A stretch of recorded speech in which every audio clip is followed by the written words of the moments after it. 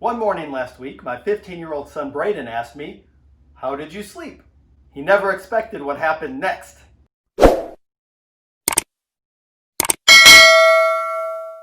this was unique because normally we exchange the typical good morning and then we have general conversation while getting breakfast.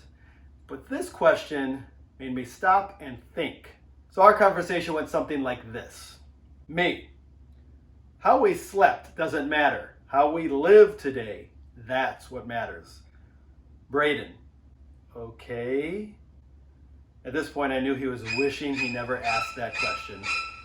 Me, how are you going to live today? Braden, with a snarky response. By breathing. Okay, I'll give that to him. That's an interesting answer. Me, breath is a gift from God. It's not something that you control. So how will you choose to live and use your breath today? All right, before you respond, let's poke a little deeper. Without giving me a generic response, because I know my son, who do you believe God has called you to be? This is a question to consider every morning you wake up and you set your feet on the floor and you take your first breath.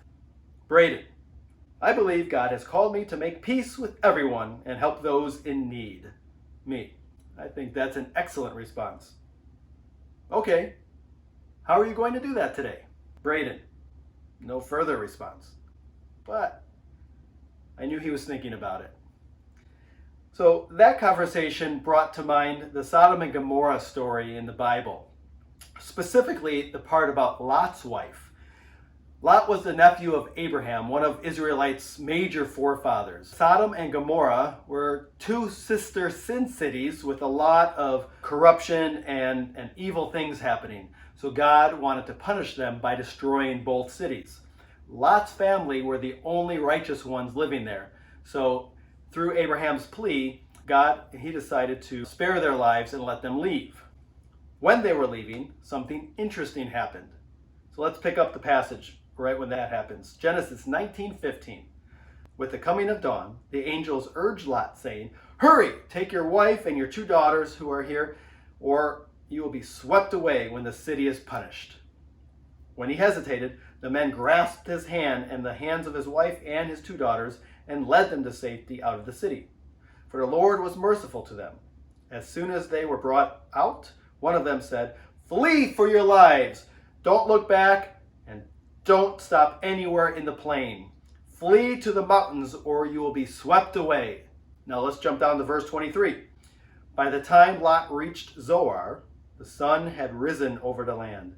Then the Lord rained down burning sulfur on Sodom and Gomorrah from the Lord out of the heavens. Thus he overthrew those cities and the entire plain, destroying all those living in the cities and also the vegetation in the land. But Lot's wife looked back, and she became a pillar of salt. Thinking about that salt makes me a little thirsty. By the way, if you haven't tried it, give it a shot. So salt has been used in the Bible to highlight or reference something of value, significance, usefulness, something that's going to be purified. But here in the context of Lot's wife being turned into a pillar of salt, this metaphorically symbolizes the permanence and the loyalty that she had to her past. The lesson here is this: you cannot look back when you are being led forward by faith. You can't look back when you are being led forward by faith. So how are you going to live your life today? Are you going to live in the past, the present, or the future? What does that look like for you? The past can often hold us back and hinder us from growing into the person God wants us to be. When you are to move forward, it's not profitable for you to look back and think what was, or on the what ifs. You must think about the what is, or even what could be.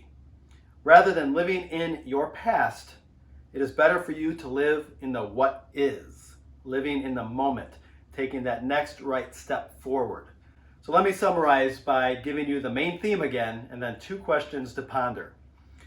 Here's the theme. You can't look back when you are being led forward by faith.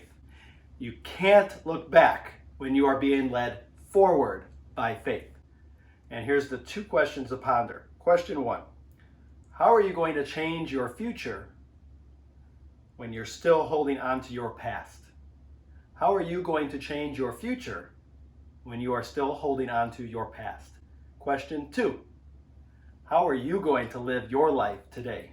So thanks for watching, and I hope you found value in my video. Please share it, subscribe, and I will see you next time. Oh, and I am not sponsored by Vita Coco. I just love it so much.